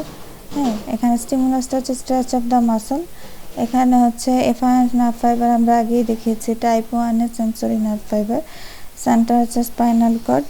আচ্ছা, এফারেন্ট হচ্ছে আলফা মোটর নার্ভ ফাইবার, রেসপন্সটা হচ্ছে কন্ট্রাকশন অফ দ্য মাসল। এখানে আমরা দেখি, এই যে দেখো এখানে হচ্ছে গিয়ে এই একটা মাসলের বেলের মধ্যে মাসল স্পিন্ডল আছে, সেখানে তুমি মনে করো একটা হ্যামার দিয়ে বাড়ি দিলে তাহলে সেখানে একটা স্ট্রেচ হলো, অর্থাৎ এই যে এটা হচ্ছে একটু লেংথেনিং হলো। তো এই যে সিগন্যালটা, এই যে একটা চেঞ্জ হলো, সেই সিগন্যালটা হচ্ছে গিয়ে তোমার হচ্ছে গিয়ে 1-এর নার্ভ ফাইবার দিয়ে, সেটা হচ্ছে গিয়ে সেন্সরি নার্ভ দিয়ে dorsal root of spinal cord দিয়ে সেটা ঢুকবে। ঢোকার পরে কর্ড গ্রে ম্যাটারে এটা প্রসেসিং হয়ে সেন্সরি সিগন্যালটা মোটর সিগন্যালে কনভার্ট হবে। তারপরে সে অ্যান্টেরিয়র হর্ন দিয়ে, হ্যাঁ, সে হচ্ছে গিয়ে আলফা মোটর নার্ভ ফাইবার দিয়ে সে হচ্ছে গিয়ে এক্সট্রা ফোজাল ফাইবার, এই মোটর সিগন্যালটা আসবে। শুরু হয়েছিল হচ্ছে কি মাসল স্পিন্ডল থেকে, শেষ হলো গিয়ে এক্সট্রা ফোজাল ফাইবারে যখন আসলো এই আলফা মোটর নার্ভ ফাইবার দিয়ে, তখন এক্সট্রা ফোজাল ফাইবারের মধ্যে প্রচুর পরিমাণে অ্যাক্টিন মায়োসিন থাকে, এগুলো তখন কন্ট্রাক্ট করলো, যার কারণে পুরো মাসলটাই কন্ট্রাকশন হলো। তো এই সেন্সরি সিগন্যালের এগেনস্টে আমরা একটা মোটর রেসপন্স পাচ্ছি, এটাই হচ্ছে স্ট্রেচ রিফ্লেক্স। এখন এই স্ট্রেচ রিফ্লেক্সটা দুই ধরনের হতে পারে, এটা হচ্ছে ডাইনামিক আর একটা হচ্ছে স্ট্যাটিক। ডাইনামিক মানে কি, এটা হচ্ছে যখন হঠাৎ করে একটা মাসলের উপর স্ট্রেচ পড়ছে বা হঠাৎ করে একটা মাসলের লেংথ চেঞ্জ হচ্ছে, তখন সাথে সাথে যে রিফ্লেক্সটা হয় সেটাকে বলা হয় ডাইনামিক স্ট্রেচ রিফ্লেক্স। হ্যাঁ, এটা হচ্ছে সাডেন চেঞ্জ ইন মাসল লেংথটাকে অপোজ করে। আর এটা হচ্ছে স্ট্যাটিক। এখন মনে করো যে একটা মাসলকে স্ট্রেচ করে তুমি কিছুক্ষণের জন্য রেখে দিলে, যখন অ্যাকচুয়ালি তুমি স্ট্রেচ করছিলে, লম্বা করছিলে, মনে করো একটা রাবারের কথা চিন্তা করো, একটা রাবারকে তুমি দুই দিক ধরে টানছো, যখন অ্যাকচুয়ালি তুমি রাবারটাকে টানছো, হ্যাঁ, তখন যে রেসপন্সটা পাবা সেটাকে বলা হয় ডাইনামিক রেসপন্স, বা রিফ্লেক্সের কনসার্নে বললে ডাইনামিক স্ট্রেচ রিফ্লেক্স। তারপরে তুমি যদি রাবারটাকে টানা বন্ধ করে ওই লম্বা করেই কিছুক্ষণ সময় রেখে দাও, এখন আর তুমি কিন্তু টানছো না, কিন্তু তুমি তাকে লম্বা করে টেনে রেখে দিয়েছো কিছুক্ষণের জন্য, তো এখনও তুমি একটা রেসপন্স পাবে, কিন্তু এটাকে বলা হবে স্ট্যাটিক, মানে এটা স্ট্যাটিক পজিশনে আছে, এই জন্য এটা স্ট্যাটিক। তো এটাকেই বলা হচ্ছে static stretch reflex. It is a weaker reflex begins after the end of dynamic stretch reflex. এটার ইম্পর্টেন্সটা কি, এটা হচ্ছে মাসল কন্ট্রাকশনটাকে রিজনেবলি কনস্ট্যান্ট রাখতে হেল্প করে।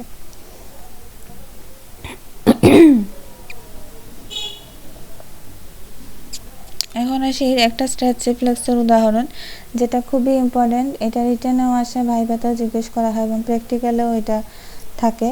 এটা হচ্ছে নি জ্যাক। এটা হচ্ছে যে tapping over the patellar tendon semiflexed knee cause quick contraction of quadriceps muscle.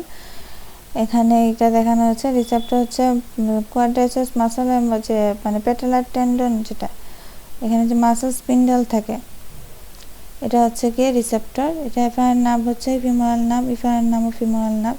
R femoral নার্ভের মধ্যে ফিমোরাল নার্ভের যে টাইপ 1A ফাইবার, যেটা টাইপ 1A তো type 1A fibre, type 1A fibre of femoral nerve. Femoral nerve তো একটা mixed nerve, এটার মধ্যে সেন্সরি রুট মোটর রুট দুইটাই থাকে।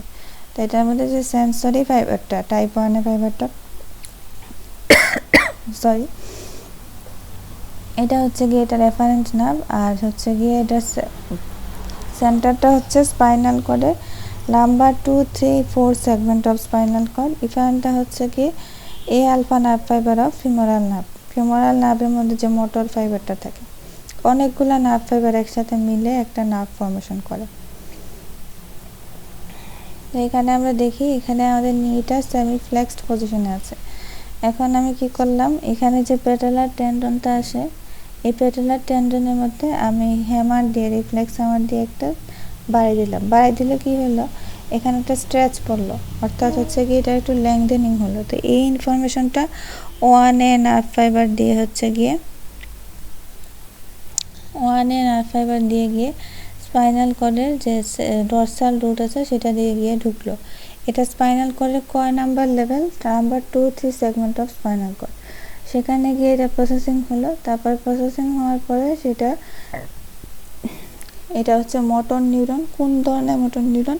Alpha motor neuron. Alpha motor নিউরনকে সে হচ্ছে স্টিমুলেট করলো। তারপরে এই মোটর সিগন্যালটা তখন তোমার a alpha nerve fibre of femoral nerve দিয়ে সে আবার কোথায় আসলো, যে মাসলের স্পিন্ডলের মধ্যে আঘাত করা হয়েছিল সেই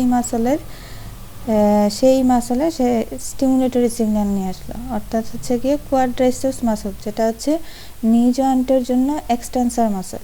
তো সেই কোয়াড্রাইসেপস মাসলে সে হচ্ছে গিয়ে এক্সাইটেড সিগন্যাল মোটর সিগন্যাল নিয়ে আসলো, যার কারণে কোয়াড্রাইসেপস মাসলের হচ্ছে গিয়ে এক্সাইটেশন হলো। কোয়াড্রাইসেপস মাসল হচ্ছে গিয়ে এক্সটেন্সার মাসল, তাহলে সেটা এক্সাইটেশন হলে এক্সটেনশন হলো নি জয়েন্ট।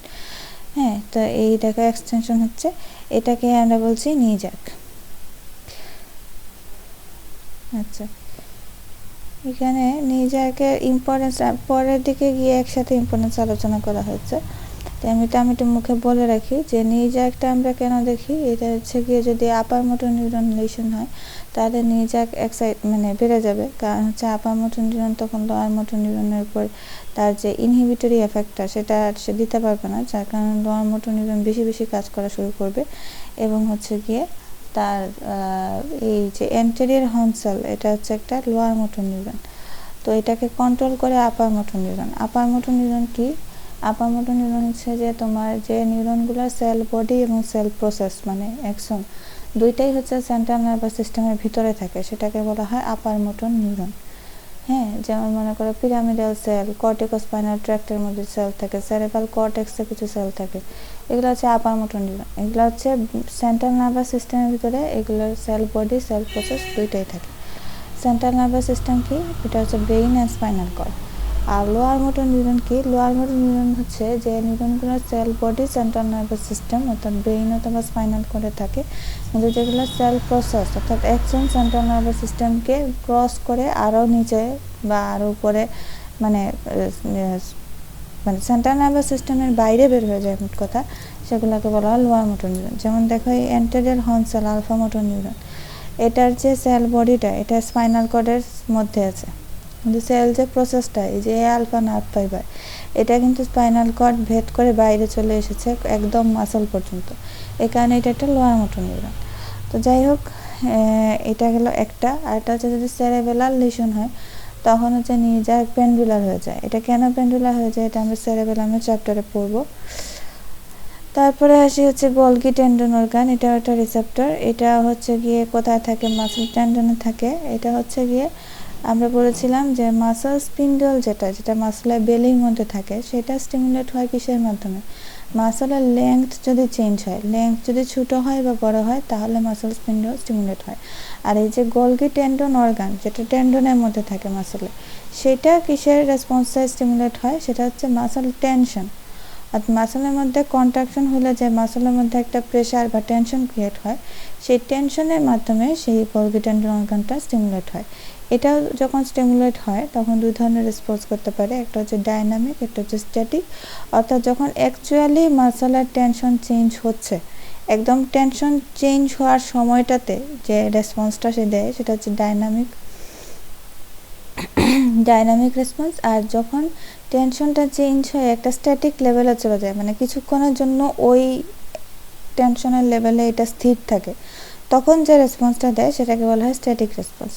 এটার ইম্পর্টেন্সটা কি? It prevent muscle from tearing by opposing build up of excessive tension. মাসলের মধ্যে যদি এক্সেসিভ টেনশন তৈরি হয় তাহলে তো মাসল টেন্ডন ছিঁড়ে যেতে পারে, তো এটা যাতে না হয় সে কারণে সে টেনশন কমাতে হেল্প করে। আর এটা হচ্ছে equalise contractile force among the muscle fibre. এটা আমরা এখানে দেখব, এটা সে কি যেভাবে করে সেটাকে বলে ইনভার্স স্ট্রেচ রিফ্লেক্স। যে মাসল স্পিন্ডল যখন স্টিমুলেট হয় তখন যে রিফ্লেক্সটা ছিল সেটাকে বলা হচ্ছে স্ট্রেচ রিফ্লেক্স। আর গোলগি টেন্ডন অর্গান যখন স্টিমুলেট হয় তখন যে রিফ্লেক্সটা হয় সেটা হচ্ছে স্ট্রেচ রিফ্লেক্সের উল্টোটা, অর্থাৎ ইনভার্স স্ট্রেচ রিফ্লেক্স। এখানে কি হচ্ছে, এখানে হচ্ছে মনে করে যে মাসল স্পিন্ডল স্টিমুলেট হওয়ার পরে হচ্ছে গিয়ে মাসলটা কন্ট্রাক্ট করলো মনে করো। এখন মাসল কন্ট্রাক্ট করার সাথে সাথে মাসলের মধ্যে এই যে মাসল স্পিন্ডলকে স্টিমুলেট করার মাধ্যমে স্ট্রেচের মাধ্যমে মাসল কন্ট্রাক্ট করলো, এটা ছিল হচ্ছে স্ট্রেচ রিফ্লেক্স। এখন স্ট্রেচ রিফ্লেক্স তো হয়ে গেল, মাসল কন্ট্রাক্ট করে গেল, এখন মাসলের মধ্যে টেনশন বা প্রেশার বেড়ে গেছে। এখন কি হবে, এই টেনশনটা যদি বেশি হয় তখন কি হবে, এই যে মাসলের যে মাসলের যে টেন্ডন, সেই টেন্ডনের মধ্যে কি থাকে আমরা আগে বলছিলাম গোলগি টেন্ডন, সে তখন হচ্ছে গিয়ে এই এক্সেসিভ টেনশনের মাধ্যমে স্টিমুলেটেড হবে। তখন হচ্ছে গিয়ে এই গোলগি টেন্ডন অর্গান থেকে আমরা দেখেছিলাম যে সেন্সরি নার্ভ ফাইবার কোনটা থাকে, 1B। এই 1B সেন্সরি নার্ভ ফাইবার দিয়ে সে হচ্ছে গিয়ে সিগন্যাল পাঠাবে যে টেনশন বেড়ে গেছে। সিগন্যালটা dorsal root of spinal cord দিয়ে ঢুকার পরে সে হচ্ছে গিয়ে তখন হচ্ছে ইনহিবিটরি মোটর সিগন্যাল, অর্থাৎ সে হচ্ছে গিয়ে স্ট্রেচ রিফ্লেক্সের ক্ষেত্রে আমরা কি দেখেছিলাম যে যখন সেন্সরি সিগন্যাল যায় তখন সে মোটর নিউরনকে স্টিমুলেট করে। আর এখানে হচ্ছে উল্টোটা, এখানেও সেন্সরি সিগন্যালটা যখন ডরসাল রুট দিয়ে গিয়ে ঢুকলো তখন সে মোটর নিউরনটাকে স্টিমুলেট করার বদলে মোটর নিউরনটাকে ইনহিবিট করবে। কেন? ইনহিবিটরি ইন্টারনিউরনের কারণে। এখানে মাঝখানে একটা ইনহিবিটরি ইন্টারনিউরন আছে, তো ইনহিবিটরি ইন্টারনিউরনের কারণে সে মোটর নিউরনটাকে ইনহিবিট করে দেয়, যার কারণে তখন এই ইনহিবিটরি সিগন্যালটা হচ্ছে গিয়ে আসে কোথায়, এক্সট্রা ফোসাল ফাইবারে এসে এক্সট্রা ফোসাল ফাইবারকে ইনহিবিট করে দেয়, যার কারণে তখন কন্ট্রাকশনটা বন্ধ হয়ে যায় এবং মাসল রিল্যাক্স করে এবং টেনশন কমে যায়। এটাকেই বলা হচ্ছে ইনভার্স স্ট্রেচ রিফ্লেক্স। এখানে এটা পাথরে দেখানো হচ্ছে।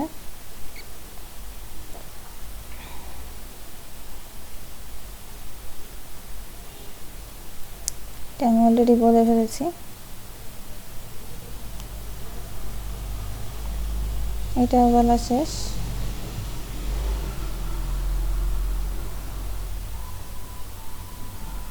Maintain force level in muscle বলতে কি বোঝানো হয়েছে, যে মাসলের মধ্যে আসলে অনেকগুলো ফাইবার থাকে, সবগুলা ফাইবারের মধ্যে অ্যাক্টিন মায়োসিনের লেভেল সেম থাকে না। দেখা যায় একই সেন্সরি স্টিমুলাস দিলে এক্সট্রা ফোসাল ফাইবার, মাসলের যে এক্সট্রা ফোসাল ফাইবার থাকে, কোনো ফাইবার দেখা যাচ্ছে খুব বেশি মানে তোমার কন্ট্রাক্ট করছে, আবার কোনো ফাইবার একটু কম কন্ট্রাক্ট করছে। যেটা বেশি কন্ট্রাক্ট করবে তার টেনশনও বেশি হবে, যেটা কম কন্ট্রাক্ট করবে তার টেনশনও কম হবে। তো এই যখন দেখা যায় যেটার মধ্যে টেনশন বেশি সেটা অনেক সময় ছিঁড়ে যাওয়ার সম্ভাবনা থাকে, কারণ তার মধ্যে ফোর্স বেশি বেশি ফোর্সের কারণে ছিঁড়ে যাওয়ার সম্ভাবনা থাকে। তো এই তখন কি হয়, এই গোলগি টেন্ডন অর্গানের যে ইনভার্স স্ট্রেচ রিফ্লেক্স, এটার কারণে দেখা যায় যেটার মধ্যে ফোর্স বেশি সেটার মধ্যে ফোর্স কমে যায়, অর্থাৎ সে এটাকে রিল্যাক্স করে ফেলে, টেনশন কম। আবার যেটার মধ্যে টেনশন আগে থেকেই কম, মানে যেটা এত জোরে কন্ট্রাক্ট করতে পারতেছে না, তার মধ্যে তো এত বেশি টেনশন ডেভেলপ করবেও না, তো যার কারণে সে হচ্ছে ইনভার্স স্ট্রেচ রিফ্লেক্স ইলিসাইট করতে পারবে না। তো যার কারণে দেখা যায় যে একটা সবার মধ্যে সমানভাবে ফোর্সটাকে ডিস্ট্রিবিউশনে হেল্প করে এই ইনভার্স স্ট্রেচ রিফ্লেক্স, যার কারণে মাসল ফাইবারটা টিয়ারিং হয় না, ব্যাভালশন হয় না। এটা একটা প্রোটেক্টিভ মেকানিজম হিসেবে কাজ করে।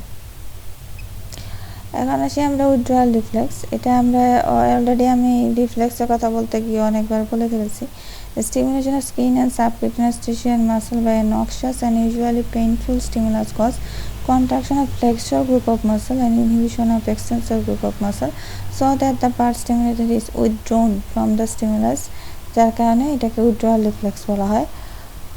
তো এই উইথড্রয়াল রিফ্লেক্সটা হচ্ছে কি সবসময় এই ফ্লেকশন, যখনই হচ্ছে গিয়ে তোমার কোথাও কোনো পেইনফুল স্টিমুলাস দেওয়া হবে তখনই তো তুমি স্টিমুলাস থেকে মানে তোমার বডির পার্টটাকে রিমুভ করতে বা উইথড্র করতে চাইবা, তাই না? যদি এটা পেইনফুল না হয়তো একটা ভালো একটা সুন্দর জিনিস দিয়ে তোমাকে টাচ করা হলো তাহলে তো তুমি উইথড্র করতে চাইবে না।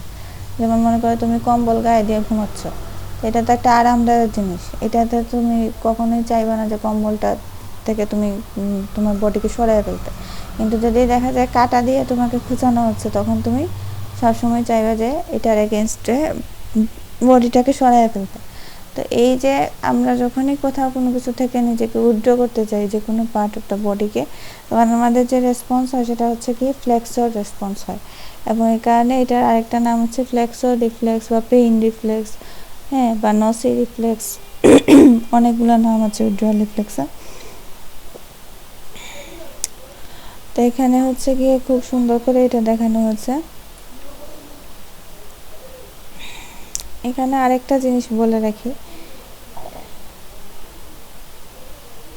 যে এটা হচ্ছে পেইনফুল স্টিমুলাই দিলাম, নোসিসেপ্টাস স্টিমুলেট হলো, এফআইআর নার্ভ ফাইবার দিয়ে স্পাইনাল কর্ডে গেল, সেখান থেকে ইন্টারনিউরন পুল হয়ে তারপরে মোটর নিউরনে আসবে। অর্থাৎ দেখো এখানে কিন্তু তিনটা নিউরন থাকলে সিনাপস থাকবে কয়টা? তিনটা নিউরন না, নিউরন পুল, হ্যাঁ। তো এখানে হচ্ছে গিয়ে সিনাপস বেশি থাকবে, একটা চাইতে বেশি থাকবে। তারপরে হচ্ছে এখানে নার্ভ ফাইবার দিয়ে মোটর সিগন্যাল আসলো, contraction of those group of muscle that remove the body from the painful stimuli। আর একই কথা, ফ্লেক্সর রিফ্লেক্সে একই কথা।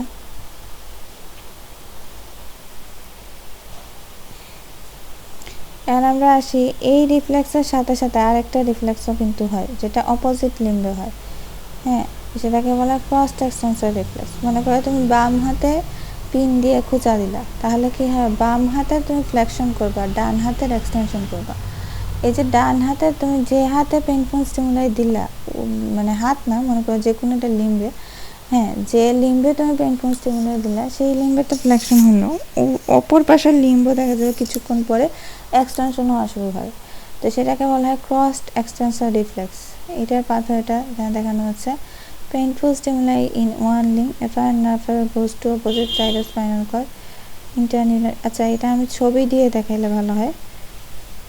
এই যে এটার ছবিটা, মনে করো যে এখানে দুটো হাত দেখানো হচ্ছে, ধরে নিই এটা হচ্ছে বাম হাত, এটা হচ্ছে ডান হাত, এটা হচ্ছে বাম হাত ধরে নিল। এখন মনে করো যে এই হাতে কোনো একটা পেইনফুল স্টিমুলাই দেওয়া হয়েছে, মনে করো যে হাতে একটা ম্যাচের কাঠি লেগে গেল বা একটা হচ্ছে যে কোনো কিছু পিক করা হলো হ্যান্ডে। তো তখন কি হবে, দেখা গেল যে এখান থেকে নসিসেপ্টর স্টিমুলেটেড হলো, স্টিমুলেট হওয়ার পরে এটা হচ্ছে গিয়ে তখন এই সিগন্যালটা হচ্ছে গিয়ে যাবে কোথায়, সিগন্যালটা হচ্ছে গিয়ে এখান থেকে নসিসেপ্টর স্টিমুলেটর হবে হ্যান্ডের নসিসেপ্টর, কারণ হ্যান্ডের মধ্যে পেইনফুল স্টিমুলাই দেওয়া হয়েছে। সেখান থেকে সেন্সরি নার্ভ দিয়ে সেই সিগন্যালটা যাচ্ছে হচ্ছে ডরসাল রুট দিয়ে গিয়ে স্পাইনাল কর্ডের ভিতরে ঢুকলো। স্পাইনাল কর্ডের ভিতরে ঢোকার পরে দেখো এখানে কতগুলা গ্রুপ অফ নিউরন, ইন্টারনিউরন পুল কতগুলা। এটাকে যে আমরা বলেছিলাম না যে পলিসিনাপটিক রিফ্লেক্স, অনেকগুলা সিনাপস, কারণ এখানে অনেকগুলা নিউরন, প্রত্যেকটা নিউরনের মধ্যে একটা করে সিনাপস। যাই হোক, তো এইখানে যখন সে আসলো ইন্টারনিউরন পুলে স্পাইনাল কর্ডে আসলো, আসার পরে দুই ভাগে ভাগ হয়ে গেল। দুই ভাগে ভাগ কি, এক ভাগে হচ্ছে গিয়ে সে সরাসরি মোটর নিউরনটাকে স্টিমুলেট করলো। মোটর নিউরন কোন ধরনের motor neuron, agonist group of মাসলের যে মোটর নিউরন। অর্থাৎ আমার পেইনফুল স্টিমুলাস, আমার হ্যান্ডে পেইনফুল স্টিমুলাস পেয়েছি, তাহলে আমাকে এখন ফ্লেকশন করে হাতটা সরাই নিতে হবে। তাহলে এখন আমার ফ্লেকশন মুভমেন্টের জন্য অ্যাগনিস্ট গ্রুপ অফ মাসলকে, এটা হচ্ছে ফ্লেক্সর গ্রুপ অফ মাসল, তাই না? হ্যান্ডের যে ফ্লেক্সর গ্রুপ অফ মাসল সে হচ্ছে আমার হ্যান্ডের ফ্লেকশন মুভমেন্টের জন্য অ্যাগনিস্ট মাসল, তাই না? আবার হচ্ছে হ্যান্ডের যে এক্সটেন্সর গ্রুপ অফ মাসল, সে হচ্ছে গিয়ে আমার হ্যান্ডের ফ্লেকশন মুভমেন্টের জন্য অ্যান্টাগনিস্ট গ্রুপ অফ মাসল। তাহলে এখানে কি হবে দেখো, সেন্সরি সিগন্যালটা ঢোকার পরে ফ্লেক্সর গ্রুপ অফ মাসলটা হচ্ছে গিয়ে স্টিমুলেট হবে, আর এক্সটেন্সর গ্রুপ অফ মাসলটা ইনহিবিট হবে, কারণ এখানে ইনহিবিটরি সিগন্যাল আসবে। তাহলে দেখো এখানে হচ্ছে গিয়ে ফ্লেক্সর গ্রুপ অফ মাসলে স্টিমুলেটরি মোটর সিগন্যাল আসলো, আর এক্সটেন্সর গ্রুপ অফ মাসলে ইনহিবিটরি মোটর সিগন্যাল আসলো। তাহলে নেট যে রেজাল্টটা হলো আমার হ্যান্ডের ফ্লেকশন হলো, এটা হচ্ছে আমার ফ্লেক্সর রিফ্লেক্স বা উইথড্রয়াল রিফ্লেক্স। এটা হচ্ছে আমার যে হ্যান্ডে পেইনফুল স্টিমুলেটর দেওয়া হলো সেই হ্যান্ডের ক্ষেত্রে। এখন আমরা অপোজিট হ্যান্ডে কী হবে, অপোজিট হ্যান্ডটা দেখবে কিছুক্ষণ পরে অপোজিট হ্যান্ডটা এক্সটেনশন হওয়া শুরু হয়েছে। এটা কেন হবে, কারণ দেখো এইখানে দেখো খেয়াল করে যে এখানে একটা সিগন্যাল তো তোমার ফ্লেক্সর গ্রুপ অফ মাসলে গিয়েছিল, আর একটা সিগন্যাল এক্সটেনসর গ্রুপ অফ মাসলে গিয়েছিল, যে হাতের পেইনফুল স্টিমুলাই দেওয়া হয়েছিল সেই হাতে। আরেকটা সিগন্যাল দেখো, আরেকটা সিগন্যালটা হচ্ছে গিয়ে সে ক্রস করে ফেলেছে মিড লাইন ক্রস করে সে অপর সাইডে চলে গেছে। অপর সাইডে গিয়ে যে অপর সাইডের হ্যান্ডের এক্সটেন্সর গ্রুপ অফ মাসলকে সে স্টিমুলেট করছে, আর অপর সাইডের হ্যান্ডের ফ্লেক্সর গ্রুপ অফ মাসলকে সে ইনহিবিট করছে, যার কারণে অপর সাইডের হ্যান্ডের হচ্ছে কি মানে ঠিক আর কি এটার উল্টাটা। এখানে ফ্লেক্সরটা স্টিমুলেট হয়েছিল, এক্সটেন্সরটা ইনহিবিট হয়েছিল, আর এখানে এক্সটেন্সরটা স্টিমুলেট হচ্ছে, flexor group of muscle inhibit হচ্ছে। এটাকেই বলা হয় ক্রসড এক্সটেন্সর রিফ্লেক্স। এখানে আমার extensor group of muscle stimulate হচ্ছে, এদিকে এক্সটেনশন হচ্ছে, এবং এই সিগন্যালটা এদিকে ক্রস করে এসেছে, এই কারণে এটার নাম ক্রসড এক্সটেন্সর রিফ্লেক্স। তো এই ক্রসড এক্সটেন্সর রিফ্লেক্সটা হচ্ছে কি ইম্পর্টেন্সটা কি, এটা হচ্ছে দেখো যে flexor reflex helps to withdraw the part from the body from painful stimuli, হ্যাঁ, আর prolong after discharge of cross extensor reflex keep the body part away from the painful stimuli until other nervous mechanism cause the entire body to move away।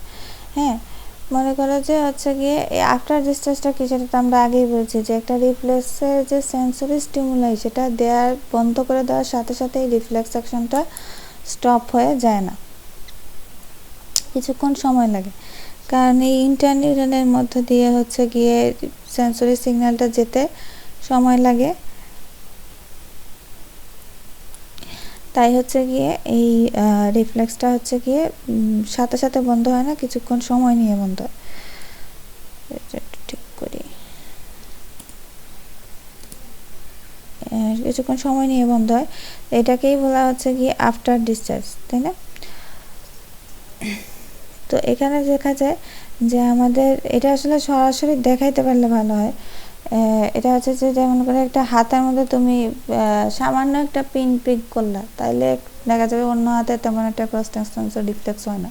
কিন্তু এখন দেখা গেল কি একজন তোমাকে লাঠি দিয়ে পিটাইতে আসছে এক হাতে, তখন তুমি কী হবে, অন্য হাতটা তুমি এটা রিফ্লেক্সলি হয়, ভলান্টারি না, ইনভলান্টারি। দেখা যাবে যে পুরা মানে তোমার দুইটো হাতই সরে গেছে, তুমি পুরো বডিটাকেই মুভ করে ফেলছো ওই জায়গা থেকে। তো এটা একটা প্রোটেক্টিভ রেসপন্স হিসেবে কাজ করে ক্রস এক্সটেন্সর রিফ্লেক্সটা। এখন আমরা আসি যে clinical importance of reciting reflex. এইগুলো আমরা আগে দেখাই ফেলছি যে আপার মোটর নিউরনে কী হয়, সুপারফিশিয়াল রিফ্লেক্স লস হয়ে যায়, ডিপ রিফ্লেক্স এক্সারসাইটেড হয়, কারণ লোয়ার মোটর নিউরনের উপর তখন আপার মোটর নিউরনে ইনহিবিটরি এফেক্টটা থাকে না। প্লান্টার রেসপন্স হচ্ছে এক্সটেন্সর হয়, এই প্লান্টার এক্সটেন্সর হয়, এটাকেই বলা হচ্ছে বেবিনস্কি সাইন, আগে যে আমরা বলেছিলাম। হ্যাঁ, আর এটা হচ্ছে লোয়ার মোটর নিউরন লিশন, এখানে সুপারফিশিয়াল ডিপ রিফ্লেক্স দুইটাই লস হয়, আর সেরেব্রাল লিশনে হচ্ছে নিজাক পেন্ডুলার হয়। আর এটা হচ্ছে কি মাসল টোন কি, এটা হচ্ছে যে partial state of contraction of muscle by the asynchronous discharge of nerve impulse in the motor neuron supplying the muscle। তো মাসল হচ্ছে কি দুই ধরনের তোমার মোটর নিউরন থাকে, আমরা আগেই দেখিয়েছিলাম। মাসলের যে মোটর নিউরন সাপ্লাই দেয় আর কি, এটা স্পাইনাল করে দুই ধরনের মোটর নিউরন থাকে, একটা হচ্ছে গিয়ে তোমার আলফা মোটর নিউরন, এটা হচ্ছে গামা মোটর নিউরন, আরটা হচ্ছে ইন্টারনিউরন।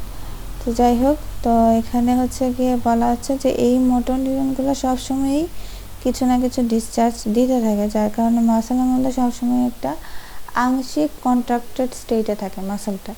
তো এই কারণে মাসেলের মধ্যে টোন থাকে। হ্যাঁ, মাসেলের টোন বলতে আসলে কি বোঝানো হয়, যে তুমি যদি একটা মাসেলের লেন্থ চেঞ্জ করতে চাও তাহলে সেইটার এগেনস্টে একটা বাধা দেবে। এই যে বাধা দেওয়ার ক্ষমতাটা, এটাকে বলা হচ্ছে টোন। তো এই টোনটা মেনটেন হয় কেন? এটা হচ্ছে এই পার্শিয়াল স্টেট অফ কন্ট্রাকশনটা মেনটেন হয়। কারণ হচ্ছে পার্শিয়াল স্টেট অফ কন্ট্রাকশন কেন মেনটেন হয়? কারণ হচ্ছে এই নার্ভ ইম্পালস, এই মোটর নিউরনগুলো সবসময় কিছু না কিছু মানে ডিসচার্জ করতে থাকে।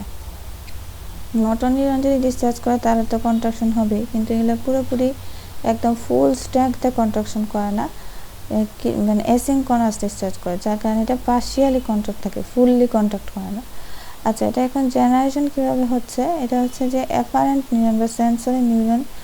হ্যাঁ, এটা হচ্ছে গিয়ে তোমার এখান থেকে সিগন্যালটা হচ্ছে গিয়ে স্পাইনাল কর্ডে যাবে, ডরসাল রুট দিয়ে গিয়ে স্পাইনাল কর্ডে ঢুকবে, তারপর যেটা মোটর নিউরনের সাথে সিনাপস করবে, করার পরে efferent neuron carries the motor ইম্পালসটা, ওই মোটর ইম্পালসটা মাসলে নিয়ে আসবে এবং মাসলে কন্ট্রাকশন হবে। এটা হচ্ছে জেনারেশন। এটা মেনটেন কীভাবে হয়?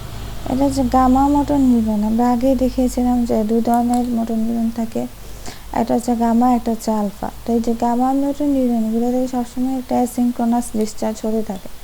হ্যাঁ, এগুলো কখনোই সব মানে পুরোপুরি ডিসচার্জ করা বন্ধ করে দেয় না, যদি না এগুলোতে কোনো লেশন হয়।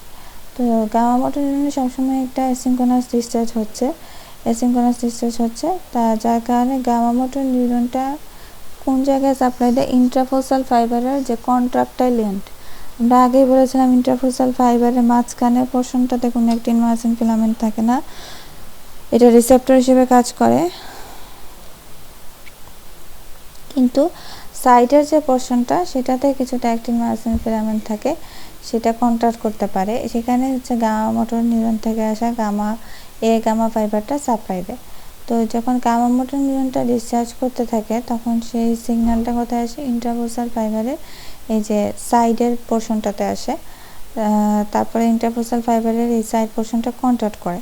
তো যখন ইন্ট্রাফোসাল ফাইবারের এই যে সাইডের ফাইবারগুলো যে কন্ট্রাক্ট করলে কি হয়? ইন্ট্রাফোসাল ফাইবার দিয়েই তো মাসল স্পিন্ডলটা তৈরি, তাই না? তো ইন্ট্রাফোসাল ফাইবার যখন কন্ট্রাক্ট করে তখন মাসল স্পিন্ডলের উপর একটা চাপ পড়ে। সাইডে যখন কন্ট্রাক্ট করে তখন মাঝখানের পোর্শনটা লেংথেনিং হয়, স্ট্রেচ পড়ে এটার উপরে, তখন মাসল স্পিন্ডলটা স্টিমুলেট হয়। তো মাসল স্পিন্ডলটা, এটা তো সেন্ট্রাল পোর্শন, এখানে আমরা দেখেছিলাম এখান থেকে ওয়ানে নার্ভ ফাইবার দিয়ে সেন্সরি ইম্পালসটা ক্যারি হয়। তো এই সেন্সরি সিগন্যালটা ইম্পালসটা ওয়ানে নার্ভ ফাইবার দিয়ে কোথায় যাবে? স্পাইনাল করে যাবে। স্পাইনাল করে ডরসাল রুট দিয়ে ঢুকবে, ঢোকার পরে সে সিনাপস করবে স্পাইনাল করে যে আলফা মোটর নিউরন সেটার সাথে। তারপর সেখান থেকে হচ্ছে এই আলফা নার্ভ ফাইবার দিয়ে এটা হচ্ছে এক্সট্রাফোসাল ফাইবারে আসবে। এক্সট্রাফোসাল ফাইবারে আসলে এক্সট্রাফোসাল ফাইবার কন্ট্রাক্ট করবে, তাহলে গিয়ে পরে মাসলটাও কন্ট্রাক্ট হলো, পুরো মাসলটা, এটা পার্শিয়ালি কন্ট্রাক্ট হবে এবং মাসল টোনটা মেনটেন হবে। এটাই হচ্ছে মোটর ইউনিট। এটা হচ্ছে যে একটা সিঙ্গেল নার্ভ ফাইবার যতগুলো মাসল ফাইবারকে সাপ্লাই দেয় সেই সবগুলোকে মিলে একটা মোটর ইউনিট তৈরি হয়। তো এটা হচ্ছে গিয়ে এখন কয়টা মাসল ফাইবারকে একটা নার্ভ ফাইবার সাপ্লাই দেবে সেটা ডিপেন্ড করে সেই মাসলের কাজের উপরে। যেসব মাসল অনেক ফাইন মুভমেন্টের সাথে জড়িত, যেমন অকুলার মাসল, সেগুলোতে দেখা যায় যে মুভমেন্টটা অনেক প্রেশাস, মানে একদম মানে নিখুঁত মুভমেন্ট হতে হয়। তো এই কারণে এখানে দেখা যায় যে একটা নার্ভ ফাইবার খুব বেশি মাসল ফাইবারকে সাপ্লাই দেয় না, ফিউ ফাইবারকে সাপ্লাই দেয়, যেমন অকুলার মাসল, তারপরে লেরিঞ্জিয়াল মাসল, বুকাল কর্ডে যে মাসলগুলো থাকে। আর এটা হচ্ছে যেসব মাসলের ফাইন মুভমেন্টের সাথে জড়িত না, হ্যাঁ, যেগুলো হচ্ছে গিয়ে মুভমেন্টগুলো একেবারে এত নিখুঁতভাবে মানে এগুলার তোমার কন্ট্রোল করতে হয় না, তো সেই ধরনের মুভমেন্ট যারা করে তাদের হচ্ছে দেখা যায় একটা নার্ভ ফাইবার অনেকগুলা মাসল ফাইবারকে সাপ্লাই দেয়, মোটর ইউনিটটা অনেক বড় হয়। তো এটা হচ্ছে যেমন সলিয়াস মাসল। তো এটাই আজকের জন্য শেষ। ধন্যবাদ সবাইকে।